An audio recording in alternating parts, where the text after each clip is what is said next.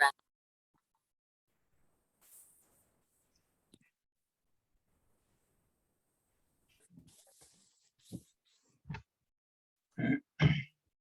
everyone. Hello, hello. Hello.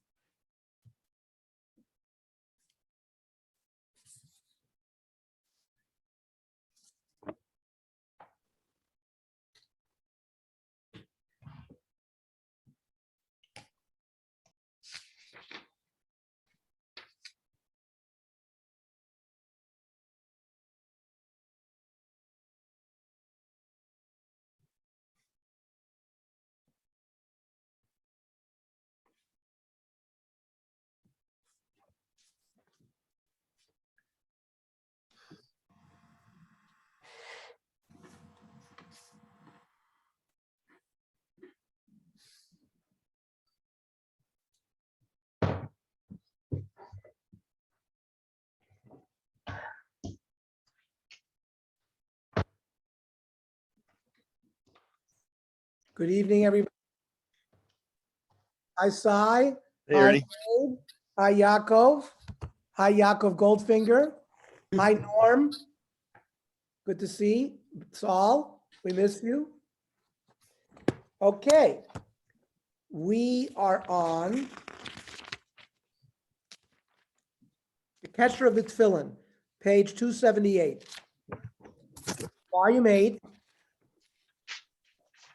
page 278. Last week, we learned the dinim of that the tefillin have to be square, the size of the batim, the dinim of the ritzuos, that they have to be black. We'll continue a little bit on both of those subjects. On one of the other examples of Allah L'Moshe Sinai concerning is the requirement. You started? Yeah, Mario, when have you started taping? Yes. Okay. So one of the requirements is to fashion a cashier, a knot attached to the bias. It's actually mentioned in the Gemara Menachos. Rav Yudah Breder Rav Shmuel Bar Shilas Mishmei Rav Menachos Lamed Hey Amid Beis Cashier Shel Tefillin Allah L'Moshe Misinai. Rashi says Cashier Shel Tefillin Shiyasim Haritzut Al Rosho Be'inyan Shei Dalid. It means the back of the back should look like a Dalid. Kedei Shei Shakai Nireh Alehen. We're going to see how they spell Shin Dalid Yud. The Dalit Nira B'Kesher.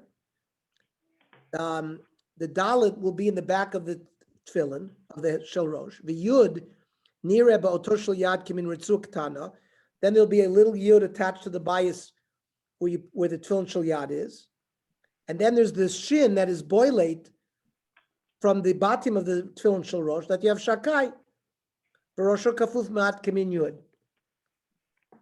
Ernie, could you please look at the picture on 268 of the Cashier of the Tefillin Shel Rosh and Yes. tell me how you see a Dalet there? So that it's like, because it looks like more like a square. If you look at some some tefillin, it's more like a dalet. So it depends on the minute. of tying the Cashier? Yeah, I mean, yeah, because my tefillin's exactly like this. I don't have a dalet, but I see other people, their kesher, who show by a show of hands on your tefillin. Does anybody have a dalet on it? I mean, that mamish looks like a dalet. So Abe does. Abe, are you nusach Sfard? Or no? You're regular Ashkenaz. Yeah, I'm regular.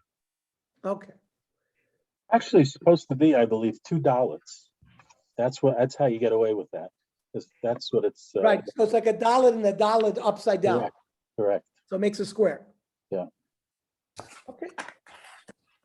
So the Shulchan, let's see if, I didn't see anyone address this, but the Shulchan Aruch addresses, first of all, according to Rashi, the presence of the dalet in the kesher of the tefillin shel rosh and the yud in the kesher shel yad combine with the shin on the face of the tefillin to form the name of Hashem. Shulchan Aruch Orach Chaim Chav Zayin, Haminig anachon sheyeh hayud shel kesher tefillah shel yad l'tzav alev. If you notice, when you put on your tefillin shel yad, the yud faces your heart. V'atfila lav l'tzad chutz. The tefillin is sort of a little bit not directly towards it, but somewhat this way, facing towards the outside.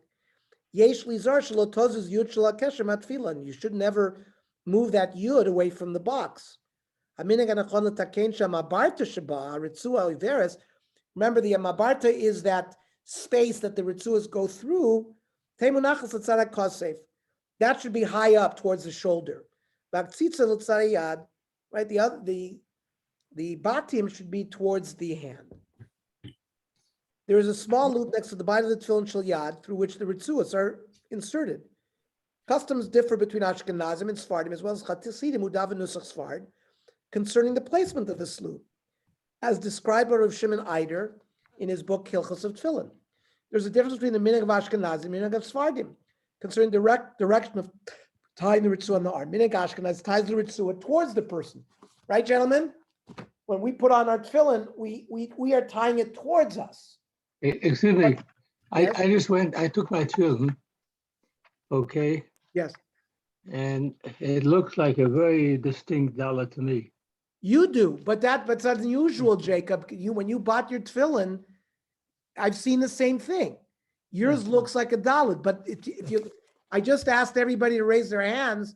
Most of us have that thing that looks like a box, which Yeah. is like a dalet and a dalet together. I got this one on Who- recommendation who is of Rabbi speaking? Krauss. So there was a sofa from, I think, Yerushalayim or someplace in Israel.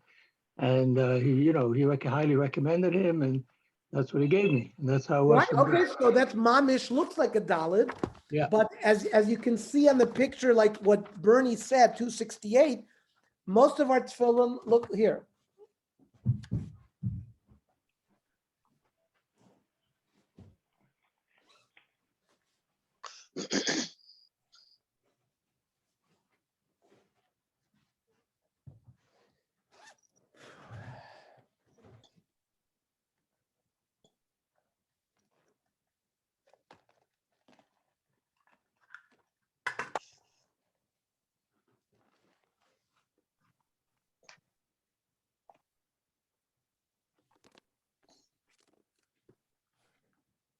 Right? That's what we have in that picture.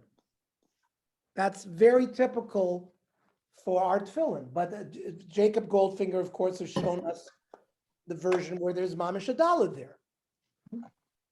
Who is speaking? Norm, so do you have a dalet? Yeah. Norm has $1 too. I mean, Norm has a dalet.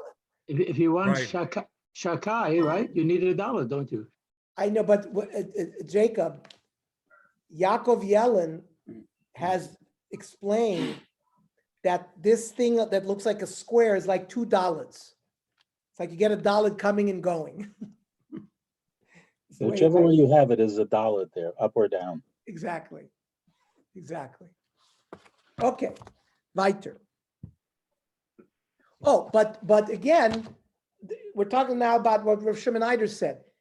Minhag Ashkenaz is to turn the tefillin towards us. I'm sure there are people out there that put on their tefillin and they're who over here puts their tefillin towards the outside? Bernie. So are your family was Nusach Sfard? My father was. My father and his family did it that way. Yes. Okay. Yeah, same here. Okay. Same here. Yeah, Okay, fine. So Ashkenaz ties the Ritzur towards, Minek Svar ties it away. So in Europe, the Hasidic families that really took on Nusach Svar handled their tefillin that same way. What about the length and the width of the Ritzuos? Well, excuse Yeah. me, who is speaking now? Mario, Yes, I'm speaking. no, somebody else is. What do you mean somebody else? Mario, we're not hearing anyone else, so I think it may be you. We're just Mario, we hearing don't, Ernie. hear anything.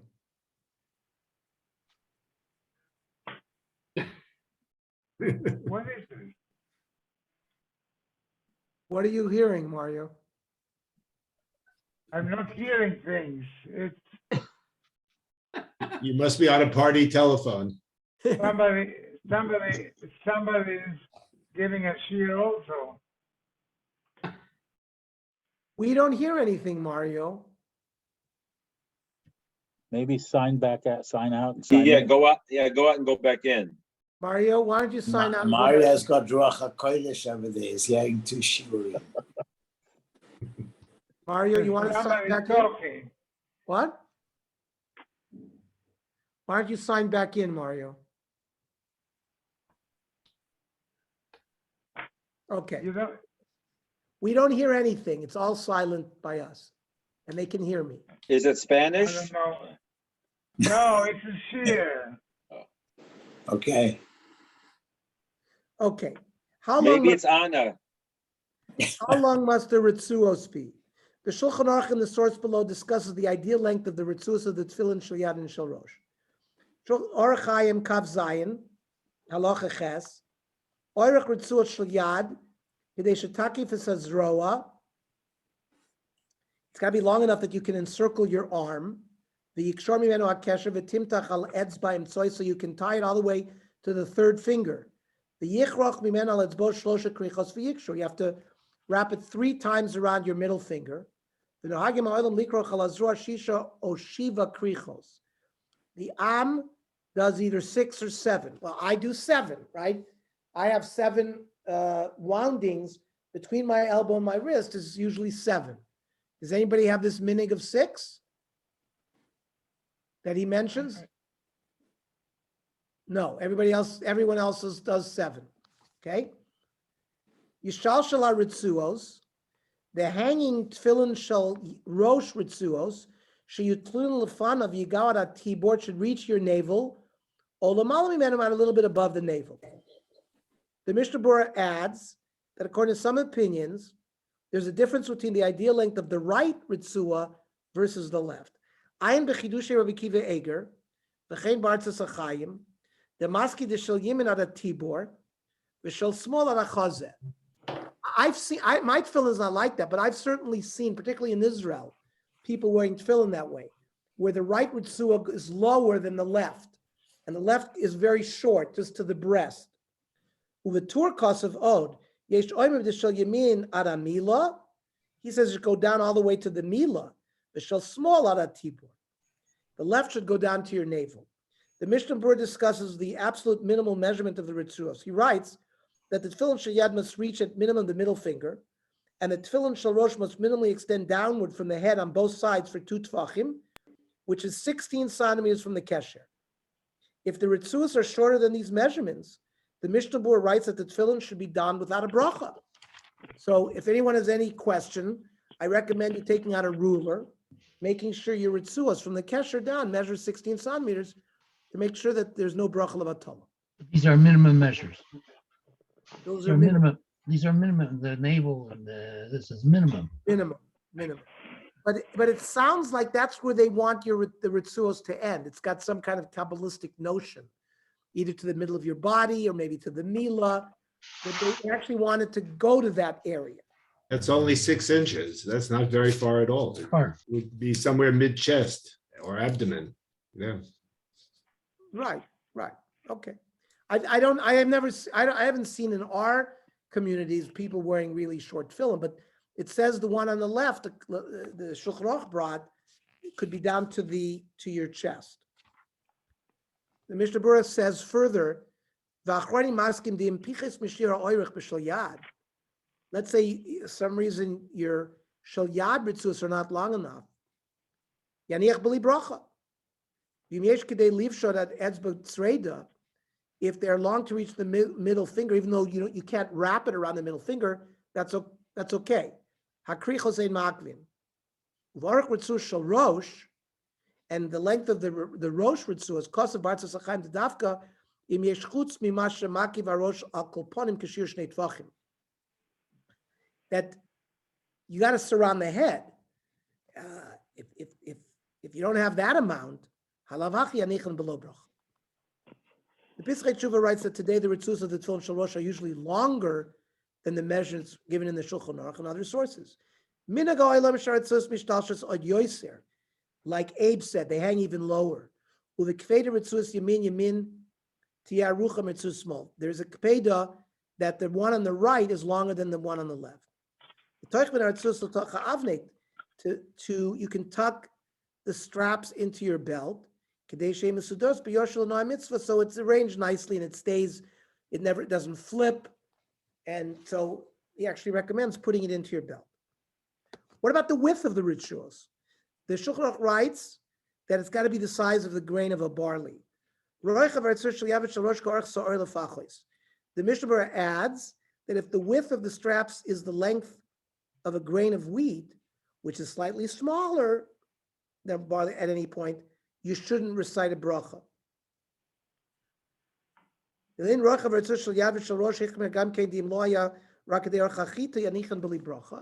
Yalkut Yosef Shita says that the width of a grain of barley is 1 centimeter.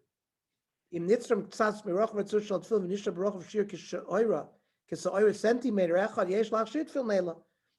machshir. Okay. There's a nice little flow diagram about the ritzuos on page 282. How much should one spend purchasing tefillin, right? The mitzvah of hidur. The Gemara in Bava Kama discusses the proper amount of money to spend on hidur mitzvah, which applies to lulav, it applies to anything that you buy for a mitzvah. Ernie, can I ask probably a basic question? Yes, I. So it doesn't tell you not to wear them. It just tells you don't say the bracha. But so in other words, you're still getting a mitzvah to wear them. Well, that's why he tells you not to make a bracha. But then why didn't he say not to wear them? Because he's concerned, he's concerned that if you're not fulfilling the mitzvah of tefillin, therefore, what are you making? The bracha you're going to make is a bracha levatala. So but you're saying another story. Besides the bracha levatala, he's being mevatel mitzvah saseh tefillin, right? By not putting it on. So that's two problems. But perhaps, he's actually putting it on. Perhaps there's a shaila. Perhaps maybe you're makai in the mitzvah, but we're not sure. So don't make the bracha. It's probably in fact, he's putting it on. Huh? In fact, he's putting it on the tefillin, so he's used the mitzvah. The bracha is not necessarily makiv the mitzvah. Certainly, the bracha is not makiv, No. and so because of the tzad to say that your ritzuos might not be long enough. So maybe the bracha would be a bracha levatala. But like we said, but maybe the mitzvah you will be makayim. And maybe each, then you have to ask the question, you have tefillin shel yad, tefillin shel rosh. Let's say your tefillin shel rosh is fine, but your ritzus of tefillin shel yad are too short. Maybe you're makayim some of the mitzvahs. Is it all or none? This is more lomdis. I don't know if we'll get into that, but we're going to see, is it all or none?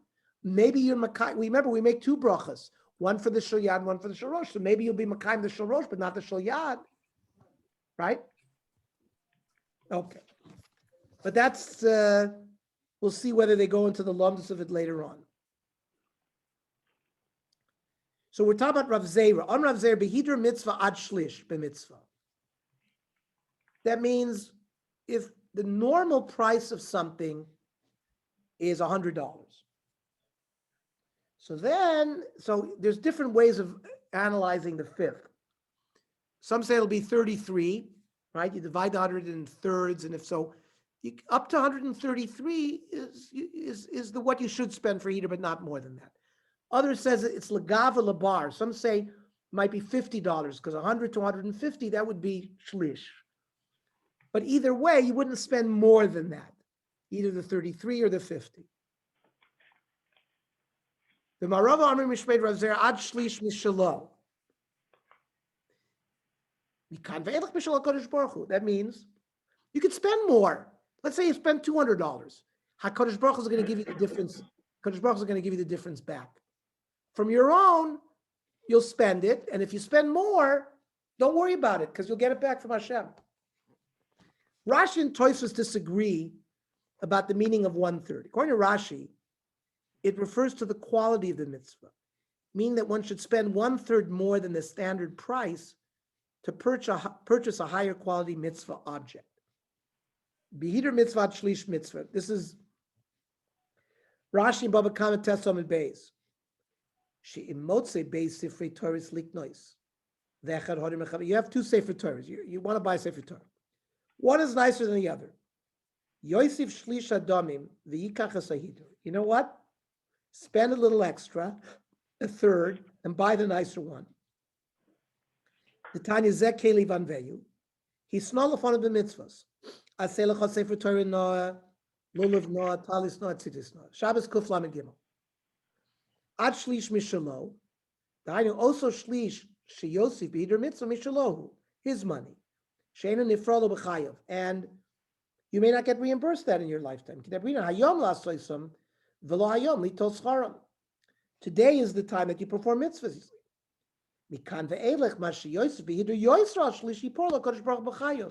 HaKadosh Baruch Hu will pay you back in your lifetime if you spend more. Tosfos, on the other hand, interprets the term 1/3 to refer to the size of the object used for the mitzvah. You have an etrog this big, you should buy one not bigger. In other words, one should purchase an object that is up to 1/3 larger than the standard size for the mitzvah because of the concept of hider mitzvah. Though the two explanations may complement each other and can both be accepted as practical halacha. Ad shlish mitzvah perush motza etro ke'egos, kemo sheshir chachamim ve'echad gadol menu shlish yikneu. The chachamim said it should be the size of a walnut. So find one 1/3 bigger than a walnut. That's what you should buy. Can you make a distinction between a more chashiv and sofer? They can let you pay more because they're buying from chashiv, even though maybe somebody not as chashiv writes nicer. Would you do that? Maybe the person who's a sofer. Why do you think that chashiva by safros it's who has got a more beautiful writing? Why is it taller than chashivos? For example, you go to a moyel who's an expert moyel. You go to a bloodletter. You find an expert. Why chashiv? So ein chanami, if the person who's writes has a beautiful writing and is a chashiv, then a chanami. But why would you say going to a chashiv who doesn't write well versus one with a naki? Why would that be better? Okay. I think by safros people say, "What a beautiful writing! How clean it is! It's so beautiful." Now, if he doesn't fulfill the requirements as a sofer, i.e., he's not a shomer Torah mitzvahs or whatever the various requirements are, and chanami, he could be a perfect writer, but that's not good. But the reality is, you never get to see the writing. Take his word for it. So you take his The reputation. writing and the tefillin you're purchasing. Yeah, but people look at it. You can look at the writing, and you can, wow, that's a beautiful ksav. And then you put it into the tefillin. It's not to say you can't look at it. You can when you get them in. But most people don't. When you're supposed to get them inspected like twice every 7 years. Oh, right. Okay. Oh, then okay. So you look at them, and more choshev dik tefillin is going to be tefillin with that which has beautiful writing. That makes sense. Yeah. And You some won't know places, till 7 years later, though. You'll find that's by that time it's too late, really. But you Guess can go look at see- it when you see- buy it. So you look go, at it- you look don't at find you go by reputation. You order a pair from Eretz Yisrael. You heard from a choshev a sofer. He writes nicely, but you don't see it until you check 7 years later. Yeah, but you see Sifrei Torah, That you see. That's it, but not a tefillin though. You can see mezuzah. People, you roll the mezuzah up, and then when you put it in, Yeah. you can see the writing. That's I'm not sure it's tall. Certainly, if it's you have a soifrim that are on the same level, and one is more choshev, the Talmud Chacham or the Tzaddik, then of course. But I think the ikar is the writing. So people can see it. Yeah, the Some writing. places will let you see, especially larger places, actually have samples of what's in the Uh-huh. film. And if you go to a factory, like in Israel, you have a number of factories, they will actually show you different samples and you choose which one you want. And they have different tefillin, and you can actually see, the ksav Ksav, in the yeah. tefillin separately. They just, it's like an exemplar. So Tosfos says, Ad shlish mitzvah perishim motza esrog. Yeah, heater mitzvah is certainly inappropriate for those who can afford it. However, one is not required to go into debt or live a life of poverty for the sake of heater mitzvah. And there's a number of quotes, footnotes that support that. The same applies to purchasing tefillin. It's certainly appropriate to spend a bit more money, up to a third more, to purchase a nicer, higher quality pair of tefillin in terms of appearance, as well as in terms of the quality of the parshios. But one is not obligated to spend all of one's savings in order to do so. That's the concept of ad shlish. The mitzvah of tefillin is laden with much philosophical significance. Rav Eliezer Melamed, the Pnine Halacha, points to a few aspects in the following paragraphs. Tefillin hein os li Yisrael. Tefillin is the sign for Klal Yisrael. Yesh behen bitui kaful. There's like two demonstrations of concepts. It represents the fact that we're servants to Hashem.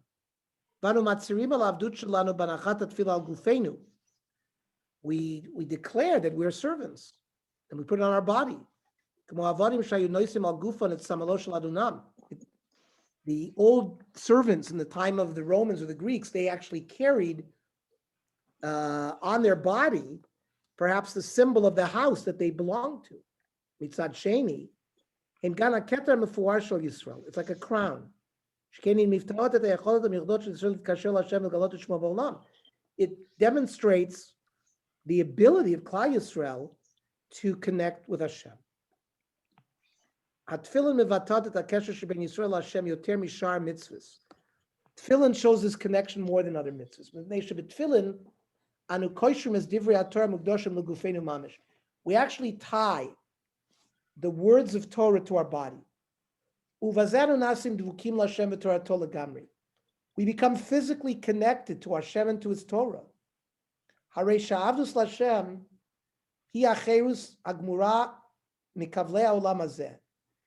it represents the freedom that we have in this world. Not like people think, oh, living a Torah life puts you in a prison. Just the opposite. It's a demonstration of freedom. Through the tefillin, we sanctify ourselves to crown ourselves with royalty, and it reveals the name of Hashem to the world. It allows our soul that are inside to be revealed.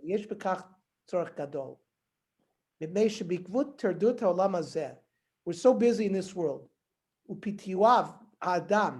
The seductions that men go through. We have all these physical lusts and desires. In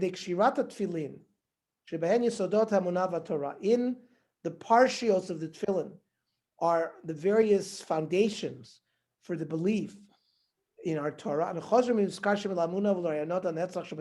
go back to the eternal thoughts and ideas.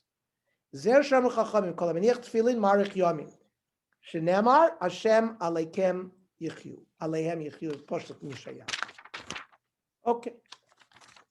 I've heard it said as well that we should think of for example, our tefillin shel rosh, almost like a broadcast, like a radio antenna. It's broadcasting. And so when we daven, it helps us broadcast our tefillas through the tefillin. Page 297. We began studying Hilchos Tefillin by examining some of the rules, how the tefillin are made, and what are the requirements for kosher tefillin. And in this year, we'll continue the study of Hilchos Tefillin by learning about the various halachot related to putting on the tefillin on a daily basis. So, do we wear a tzitzis before the tefillin or not? According to Shulchan Aruch, one should first put on tzitzis before donning tefillin, due to the principle of mylin b'kodesh, you ascend in holiness and not the opposite. Right? There's a concept of mylin b'kodesh v'lo meridin. So tzitzis have a lower level of kedusha than tefillin. You put the tefillin on, you put the tzitzis on first, then the tefillin. Since tefillin contains the name of Hashem in the parshios, it's treated with more sanctity than tzitzis. And we discussed that in Shir 5. So says the Shulchan Aruch in Chaf Hei, Acha shalovish talitz mitzuyatz yanich tefillin. After you put on your tzitzis, you put on your tefillin. Shemalim b'kodesh. V'amenichem kisa tefillin. V'amenichem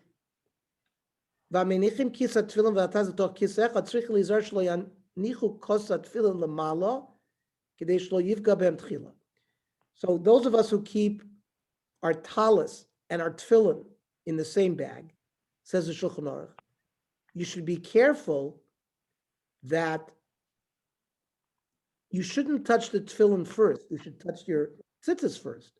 So you have to put your talis back into the into your sack last, so that when you take it out, it's the first thing you're going to touch. Because says the Shulchan Aruch, there's a principle, al yavirin ala mitzvahs. Once you have a mitzvah in front of you, you got to do it. So if you touch that tefillin zekel first, you'd have to put on the tefillin first, then the talis. We don't want to do that because we want to be mylin b'kodesh v'lo maritin. So when you pack your tefillin and talis in your bag, do it in a way so that you touch your talis first. Says the Ramah, now, let's say you have tefillin, but you don't have your talis, you don't have tzitzis.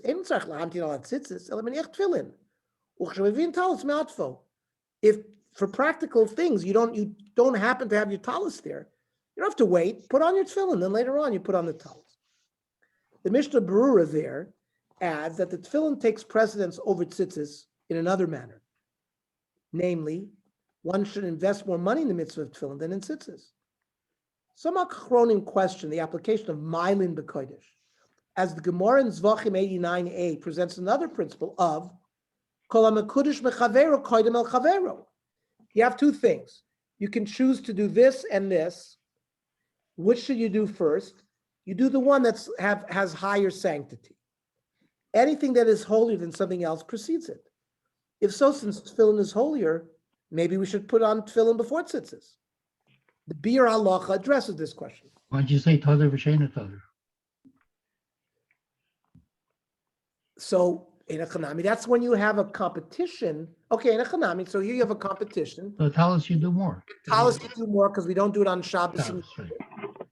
But you notice they have, because I think the Kol HaMekudesh is a stronger principle than Tadir. We'll see. You have Tadir, and then sometimes Tadir competes with Rov versus Chazaka versus Barovam Hadras Melech. That means you have to deal with multiple of these principles. And here it seems like the principle of Kol HaMekudesh B'Chavero is the one that's battling with Malam B'Chavero and not the principle of Tadir. Tadir also, no, Tadir goes by mitzvahs. Tadir very much is by what do you say first. But there's inyanim by mitzvahs that Tadir comes in. Let's see what the Bir Allah, of course, is the Chafetz Chaim. That means the Chafetz Chaim, who authored the Mishnah Berurah, will put letters in the Mishnah Berurah referring you to the Bir Halacha on that page. And the Bir Halacha, he goes into more lomdus. He'll go into more iyun in the subject matter that he's dealing with. And sometimes a Bir Halacha is a huge piece. That's sometimes why the pages of the Mishnah Berurah are arranged the way they are, because of the length of the Bir Halacha sometimes. So the Bir Halacha by the principle of Malin says, Ala Adam Koi.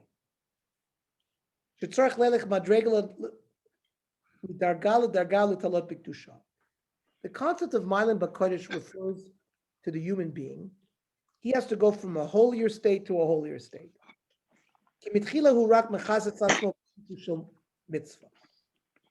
Initially, he's wrapping himself up with a cover of tzitzis.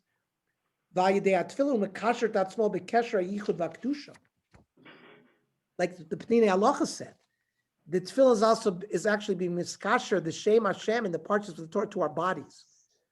So in essence, says the Bir Halacha, we're going up in Kedusha physically as a human being. Right? The Bir Halacha explains that concerning two separate objects, you have two things in front of you, and you have to decide what to do first. We apply Kol HaMakodesh B'Chaveru, and the object that is holier precedes the other. But in our case, the issue is how a person himself advances. He first covers himself with a talis, and then binds himself with a tefillin. Therefore, the principle of Ma'am HaKadosh applies for a person must constantly be growing and elevating himself. It's a nice thought here. Now, in the next seif, the Shulchan Aruch discusses the order of donning the tefillin and talis gadol, as well as the ideal location for donning them when one davens in shul. Nishu zar b'tolis cotton. Person who wears a lap tzedekah every day. You'll b'shenu v'yanich tefillin beveso. He should put on his tzitzis, and then he should put on his tefillin in his home. B'yelech lovish b'tzitzis u'muchter b'tefillin beis hakneses. B'sham yitatef b'talis gadol. That's how the Shulchan Aruch learns. You've done the Milam B'Kodesh business because you put your tzitzis on first, not your talis gadol, but your tzitzis. Then your tefillin. Then when you get to shul and you need a talis gadol to daven, you put the talis gadol on. Says the Ramah. The world feared sich that you put your talis on first. So the Ramah is not arguing with the concept of doing this all at home and then walking to shul. I guess in Krakow, that's how they did it. I've been to Krakow. It's a small little village. I mean, it's not like Los Angeles. And, we were in that little Jewish area. And I guess in that area, they would put on their talis and fill it at home and go to shul. And they would put on their lap tzedekah at home, then their talis gadol, then their tefillin. So according to Shulchan Aruch, one should don the talis gadol only after arriving at shul. According to Ramah, one dons the talis gadol before leaving one's home as well. But according to both, it seems that one should arrive in shul with one's tefillin already on. It's based upon the Zohar, as brought by the Beis Yosef, Rav Yosef Karo, in his commentary on the Tur. Right? The Tur, the son of the Rosh, Yaakov ben Aturim, wrote the Tur before the Shulchan Aruch, and the Beis Yosef and the Bach are the two major commentators on the Tur. The Beis Yosef, being an expert on the Tur, eventually wrote the Shulchan Aruch. He used the same structure as the Tur, Even Haezer or Achayim, right? But if you want to go into the depth of where did Rav Yosef, when Rav Shulchan Aruch writes a halacha in the Shulchan Aruch, one of the first places you go is the Tur and the Beis Yosef on the Tur to find out why did the Shulchan Aruch paskin the way paskin. So it says the Beis Yosef here, first you should make on your tzitzis, then put on your tefillin. Then you walk to shul. Then in shul you put on your talis gadol. Shekosev b'sefer hazoyar, Parshas Veschanan, shetzarich sheyeh lavush tzitzis utefillin b'tzeiso mipesach beis od leilech lebeis hakneses. Wow, that's from the Zohar. The Mishnah Berurah adds, citing other achronim, that the ideal of putting on one's talis and tefillin before leaving one's house only applies if one does not have to pass unclean places on one's way to shul.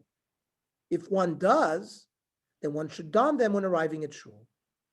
It is perhaps for this reason that the practice of arriving at shul with tefillin on is not so widespread nowadays, especially in the Galut. Even if one does not. I think that's an understatement. I've never seen it. It's not only not so widespread, I've never seen anyone come to shul with tefillin on. Yeah, but Yaakov, you have seen people put on their talis and tefillin in an ante room before Right. coming. That's true. That's in footnote 1. So So I've let- never seen them actually come to the shul with tefillin on. So I don't know about not being widespread. It's just, it's like it doesn't exist. Right, because they don't realize the antisemiut that, I grew up, those of us who grew up in Los Angeles, we didn't put our sukkah.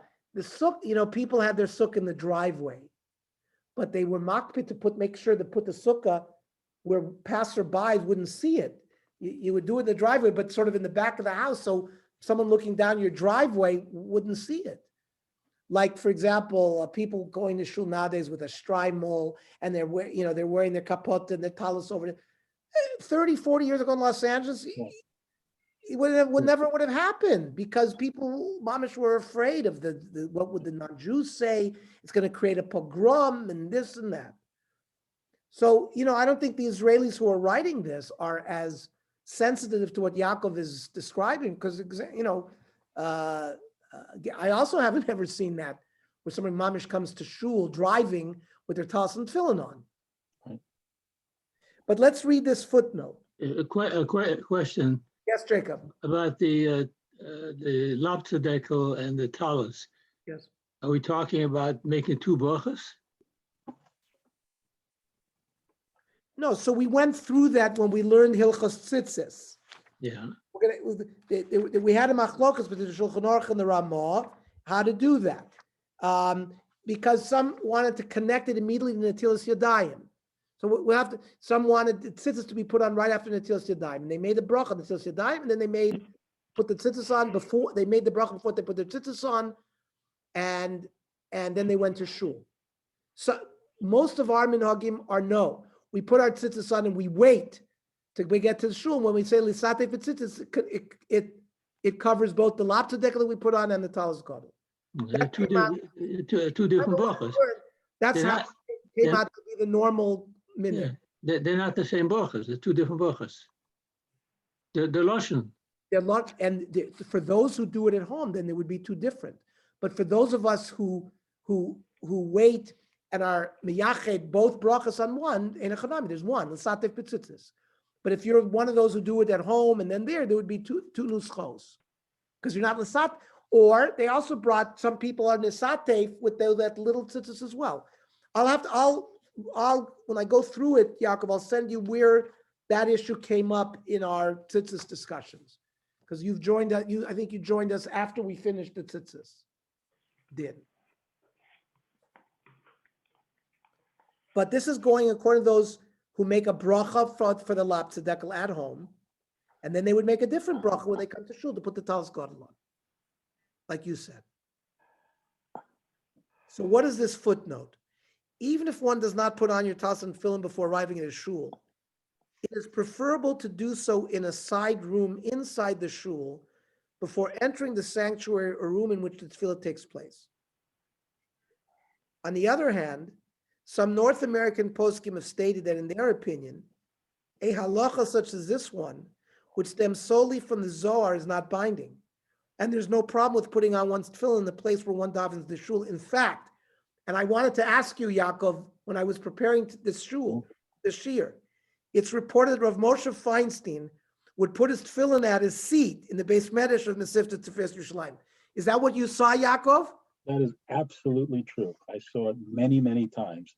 He had a desk in front of the Beis Medrash where he sat and he wrote, and he would come in the morning and put on his talis and tefillin right there. So, Yeah. no question about it. Yeah. There it is. Rav Shimon Eider brings it in his Hilchos Tefillin, that about the practice of Rav Moshe. Okay. Donning the tefillin shel yad before the tefillin shel rosh. The Gemara derives from Psukim in the Torah that when you put on tefillin, you first put on the tefillin shel yad and then the tefillin shel rosh. But it's a Gemara menachos, lamed vav amid beis. Kishu meniach shel yad, v'achar kach meniach shel rosh. Ukishu cholet, when you take off the tefillin, cholet shel rosh, v'achar kach cholet shel yad. You take off the head and then the yad. So bishul kishu meniach. It's good, I understand, when you put them on Miniach Shel Yad V'Achach Miniach Shel Rosh T'chsiv. It says in the pasuk, "Ukshartem la'os al yadecha, v'ayu l'totafos b'nei necha." So if you follow the shot of the pasuk, the tefillin shel yad get put on first. Ela kashu choyletz shel rosh v'achach choyletz shel yad minalon. Where do we get that halacha that you take the rosh off first? Amar Rabba, Ravuna Asberli Amar Kru. V'ayu l'totafos b'nei necha. I was gonna get you gas because you don't have much gas. Alan, Elazar, I think you got to mute yourself. Okay. So, Vayulu Tadavot Beinecha Kozman Shebeinecha Yiyushtayim. As long as the tefillin are on your, you should you should always, if you can have tefillin shel rosh on, you should always have 2 tefillins. Says Rashi, Vayu Mashma Shtayim. Kozman Shiyu Beinecha Yiyushtayim. As long as you have tefillin between your eyes, there should be 2 tefillin on you. Kozman shel otan shel rosh munachim, otan shel yadami munachim. That means you got to have the yad on. That's why we take, if you took the yad off first, you wouldn't have the 2 tefillins on when you have the yad, when you have the rosh on. Alma the rosh chaletz bereisha, says Rashi. The Yerushalmi highlights the importance of this order and states that there are serious repercussions if the order is swapped. There were two religious Jews in Ashkelon. They learned together, they ate together, drank together, they learned together. One of them died, and the eulogy that was given for him was not a very good eulogy. There was the son of a tax collector died. Meaning, a tax collector was not one of the most favored people in town. Throughout the Jewish people's sojourn in Golus, the royalty, Jewish people they were educated, they knew how to read, they knew how to write mostly. Most knew arithmetic. So they were utilized by government, and this occurred throughout the Middle Ages and the Renaissance, and of course through modern European history, the Rothschilds, etc., banking, clerical duties, but not just that, tax collector, they were given bridges to monitor, etc., etc. But the tax collector was not that popular of a person. And here's a really righteous Jew, died, had a very poor husband. And here the son of this tax collector had a great husband. So the other chassid that remained, because there were 2 of them that were friends, woe is to Israel that they have no merit. That you see, he wasn't given the right husband. However, that night, his old friend, the chassid who passed away, appeared to him in a dream. Lo tevazes bnei Yisrael. You shouldn't blame Klal Yisrael. There was a midah connected midah here, or there was like a schar going on here. Ani asiti avera achas. Uvazeh shelo gamlu iti chesed niskaper li. There was a certain chet that I did, but the fact that I wasn't given a good hesped, I got a kapara, and that took care of my sin. So the fact there was a to'elet to the fact that I wasn't nispad properly. However, this son of this tax collector happened to have done a good mitzvah, and he got rewarded for that. What avera did this chassid do? Chas v'sholem lo aver shum aver miyama. Ela pam achas higdim anochos tefillah shel rosh lanochos tefillin shel yad. Wow, what was this kapara? What was this chet that he did that he needed a kapara not to have a proper hesped? But he put on his tefillin shel rosh before he put on his tefillin shel yad. The Shulchan Aruch rules that the obligation to don tefillin shel yad before tefillin shel rosh applies even if one came across the tefillin shel rosh first. let's say in the bag of tefillin, you have your two tefillins, and you happen to touch the tefillin shel rosh first. Just like we talked about, if you have a bag that you keep the talus and tefillin in it, you should arrange it that your talus is on top so that you touch the talus first. But if you stick your hand into the tefillin bag and you come across the tefillin shel rosh, are you required to put that on first? Absolutely not, says the Shulchan Aruch. In Pogam shel rosh tchila tzarech la'avir aloisa mitzvah. You know what? You're gonna have to be over on that concept of be over on mitzvahs because of I guess they're concerned about this spiritual thing.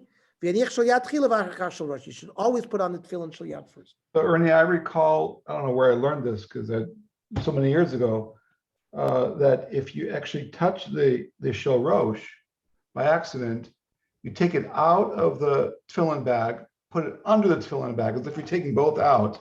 Then you take out the shel yad. That way you're not. It's not as if you're ignoring the shel rosh. You're passing. It's as if you're taking both out of the bag, and then you put on take out the shel yad. So you don't leave the shel rosh there. You're actually touching it, taking it out, then take the shel yad and put the shel yad on. But I wanted to Chaim. You take your tefillin bag and cover the shel rosh when you took it out. Yeah. Yeah, because that way it's similar to like my kiddush of yayin and the chalus, right? Right. Cover the chalus so you're not insulting it. So Right. I've seen that minhag as well. Yeah. Okay. What about the placement of the tefillin shel yad?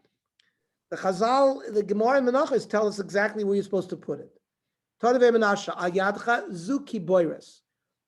The kiboires is the biceps muscle. Amar mar yadcha zu kiboires. That means the word yad, well, it could be your hand, it could be this part of the arm, it could be this, So the Gemara told us when it comes to the yad, it means your biceps. Amar yadcha zu kiboires. Where do we see that the yad refers to the biceps? The Tan Rabbanan, al yadcha. Al yadcha zu goyvish b'yad. When it says al yadcha, it means put it on the upper part of the arm. Ata omer zu goyvish b'yad al yadcha mamish. Maybe it means on the palm of your hand. Amrator hanach tefillin b'yad, v'hanach tefillin b'rosh. Right? We are told to put yad tefillin and rosh tefillin. Ma lahalan the goyvish b'rosh. Where do we put the tefillin shalosh? We don't put it at the back of our neck, the lowest part of our head. We put it on the highest part of our head. So afkan goyvish b'yad. So when it comes to our arm, we put it on the highest place on our arm. Rabbi Yezer Amein Tzorech. You know what? We don't need that limud. Harei hu omer v'haya lecha le'os. Lecha le'os v'lo lacherim le'os. That means it should be for you a personal sign, but not necessarily seen by others. So when you put it on your biceps, it's free. It's somewhat hidden. Particularly you have people who cover it with a shirt. It's for you an os, not for other people. If you I have another source for this halacha. You shall place these words al levavchem on your heart. Ukshartem shetei sima neged alev. The cashier has to be close to your heart. So when you tie it on your biceps, it's sort of right next to your heart. They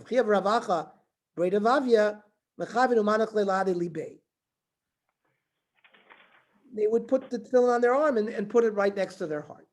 And Rashi explains this Gemara Menachos. Goiva kiboires. The hu eitz close to the shoulder. Yadcha mamish, meaning when we learned yadcha meaning the palm.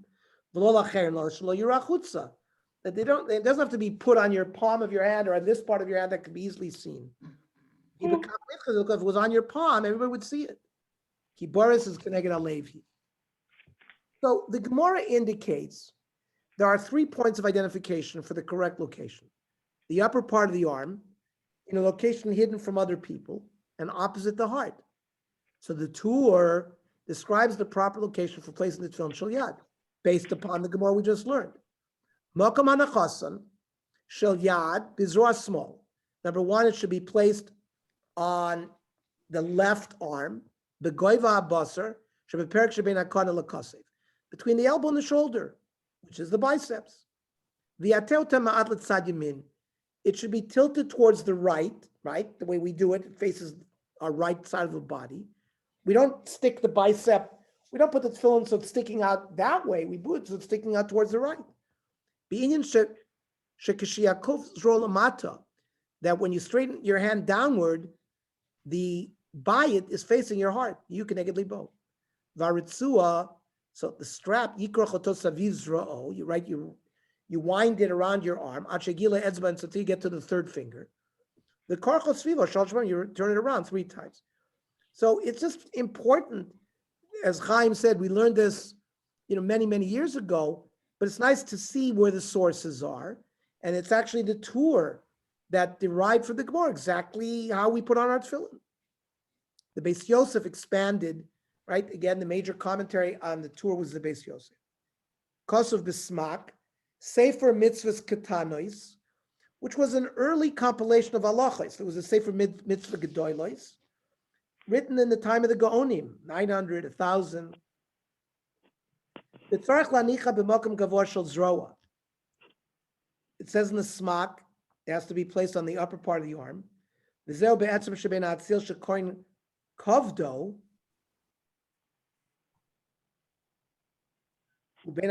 Shechi is the armpit. Shekoin Shovko, I guess between the elbow and the armpit. Because of Bahagal Zeh, the whole biceps, it's not permitted. It should be closer to the half of the arm closer to the elbow. Like half the arm. Says the Berek Abayis.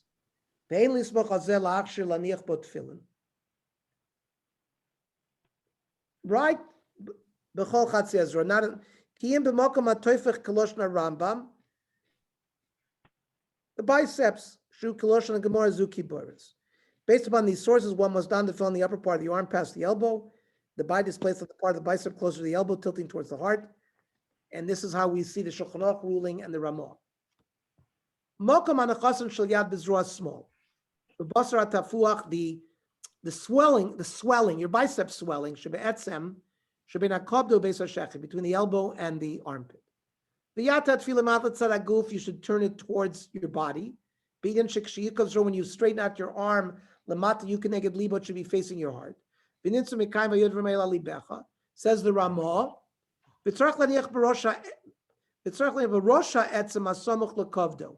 You should place it on the bone next to the elbow, but not closer to the armpit.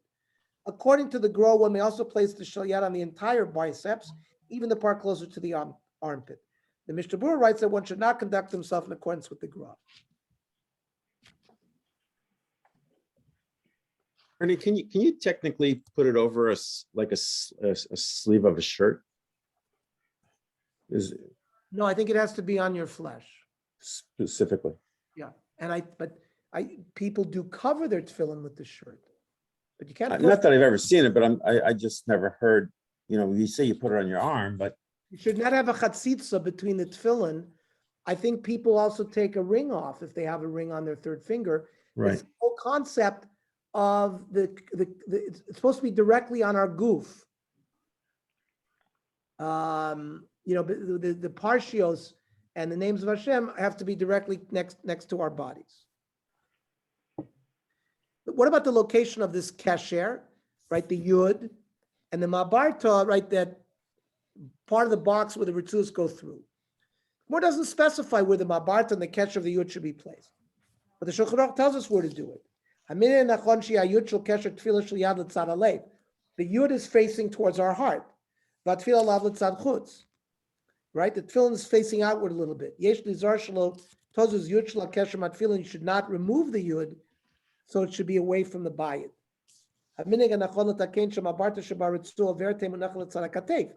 Right? The part of our tefillin box, which has the ritzus going through that empty space, is the furthest part towards our shoulder. Shulchan Aruch says it. The box should be closer to the arm. The Shari Tshuva discusses whether one must take care that the knot of the yud remains adjacent to the tefillin, even when the tefillin are not being worn, like when they're in a zekel. Because of the Sefer Shalmei Tzibur, that yud should be connected to the bias all the time. Even when it's in your sack. V'kenogim rabim yir Hashem likshor yud im chut shel gid. You'll see here.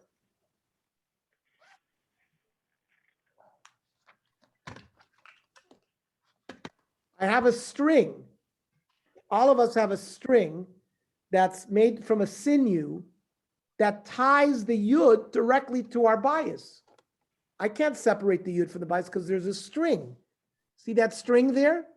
There's a string that comes out from the ma'abarta and is tied to the kesher of the yud and holds the yud to our tefillin. That's a din halacha. Because even when it's in our sack, the yud should always be in connection to that. That's why the soifrim do that for us. They encourage us on the Tzurba M'Rabanan.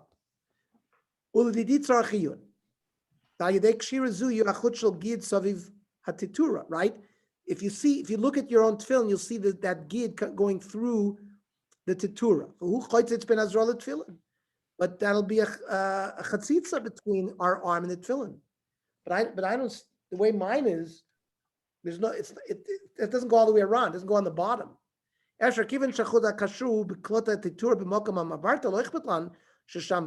maybe there in the mabarta it's not a chatzitza.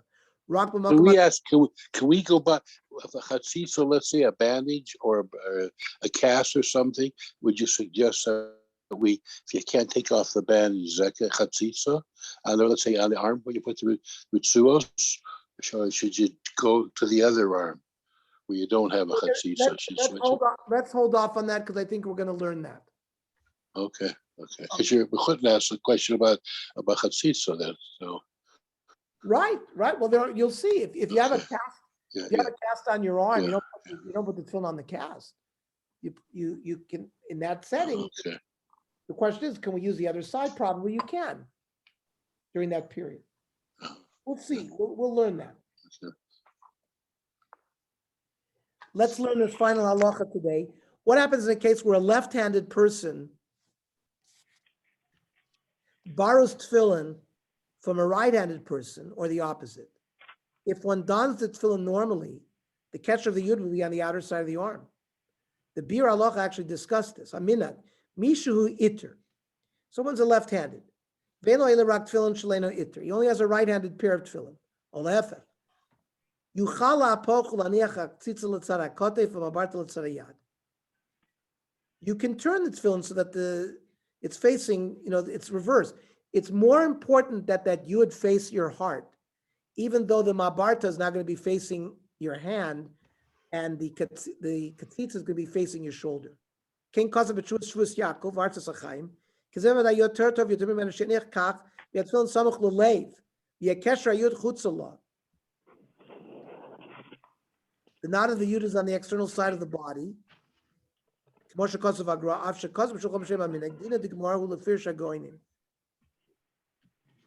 though Shulchan Aruch said that the custom is to do it towards the heart, he says it's better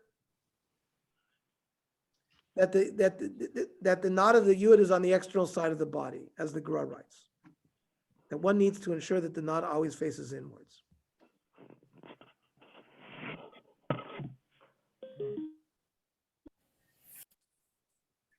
Let's just see.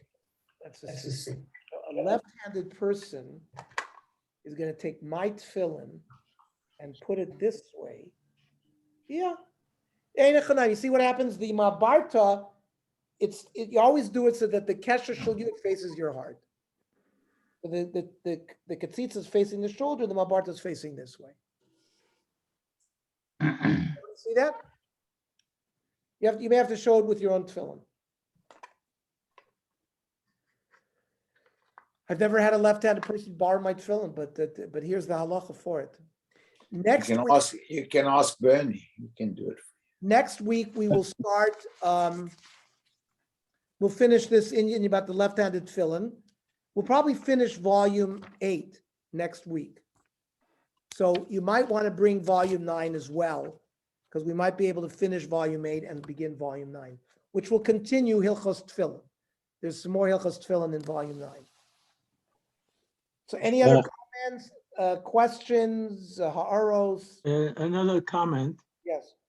We're talking about the Shel Rosh, and the dalet. When Yeah. you put I would start when you put you put away the shalosh and you tie it up, that you should make sure that that dalet is not underneath the mavat. It should be on top. What do you mean on top of what? Okay, so you're putting away shalosh, right? Here's my tefillin shel rosh. Right. So where do you have the dalet when it's all tied up? Is it on the bottom of the tefillin, or is it on the platform on top? It's on Where is top. it? It's On on top. top. That's where it should be. Everyone does it because you fold those parts up on the top. Well, I don't know if everyone, but I learned that this is. Oh, I see. Oh no. My dalet is on the bottom. You see? So how do you get it so it's on the top? Well, I learned how to do it. Rabbi Teichman pointed it out to me that I wasn't doing it right. That I should be, The dalet is on the bottom.